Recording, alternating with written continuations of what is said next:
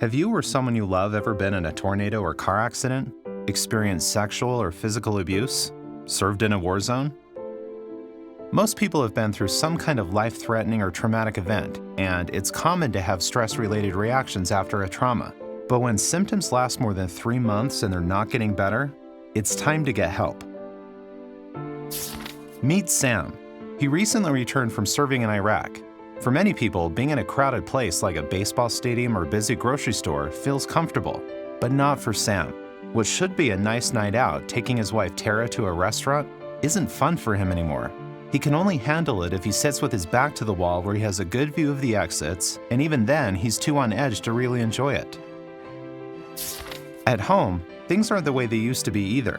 His sleep is restless at best, and some nights Tara isn't sure if Sam comes to bed at all. Sam seems to have a short fuse these days, and sometimes he snaps at Tara over tiny misunderstandings. What he and Tara never talk about is the trauma he experienced when he was deployed. He's never mentioned the guilt, the weight he carries around, wishing he could have done more to prevent what happened. Instead, he's turned inward, pulling away from family and friends. Tara tried to give him some space, but after months passing without change, she really started to worry. She was the one to finally say what they were both thinking: it's time to get help. That's when Sam finally decided to take action. He reached out to a doctor who told him about PTSD, or post-traumatic stress disorder. Sam's symptoms were getting in the way of enjoying his life. Re-experiencing, hyperarousal, feeling worse about yourself or the world, and avoidance are the 4 types of symptoms people with PTSD have. Sam's doctor explained each. The first is reliving the event, or re-experiencing. This is often an unwanted memory or even a flashback where you feel like you're right back in the situation again. Seeing, hearing, or even smelling something that reminds you of the trauma can trigger these. Nightmares where you relive parts of the event in your sleep are common too.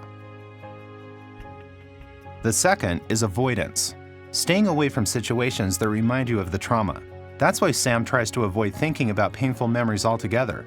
He pours himself into his work or uses alcohol to keep his mind from going back to the trauma.